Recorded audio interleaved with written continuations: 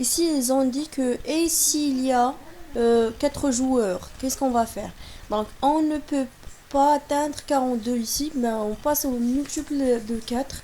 Donc, qu'est-ce qu'on va remarquer? Qu'il n'y a pas 42 dans les multiples de 4.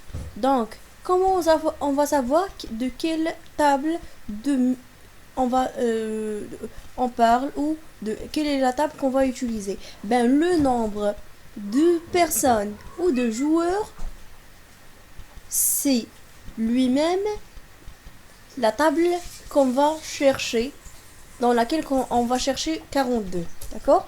Donc, ici, on va chercher dans la table de 4. D'accord?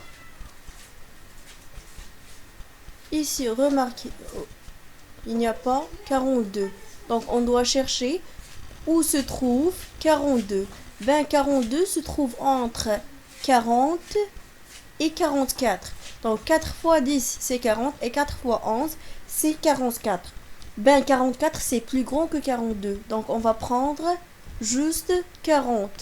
Donc, on ne peut pas atteindre 42 car 42 n'est pas dans la table de 4. Le nombre le plus proche et qui ne dépasse pas 42 est 4 fois 10. C'est 40. Donc, d'abord, comment on va avoir 42? C'est 40 plus 2. 40, on va l'obtenir grâce à la table de multiplication de 4, c'est 4 fois 10 plus 2. Donc, maintenant, on va écrire cette multiplication.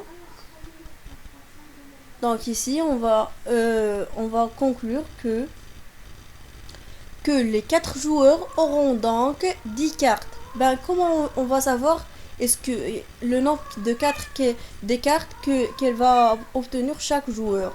Donc ici, 4, c'est le nombre de personnes. Donc ici, c'est multiplié par le nombre de cartes possédées par chaque joueur. D'accord? Plus 2. 2, ça, c'est le reste. On l'appelle les cartes qui restent. Donc ici, chaque joueur va posséder 10 cartes. Et il restera 2 cartes à la pioche. Maintenant, on passe à j'applique la page 142. Donc, ils ont dit que avec 74 perles, combien peut-on faire? 2 colliers de 9 perles, 2 colliers de 7 perles. Et comment on va calculer?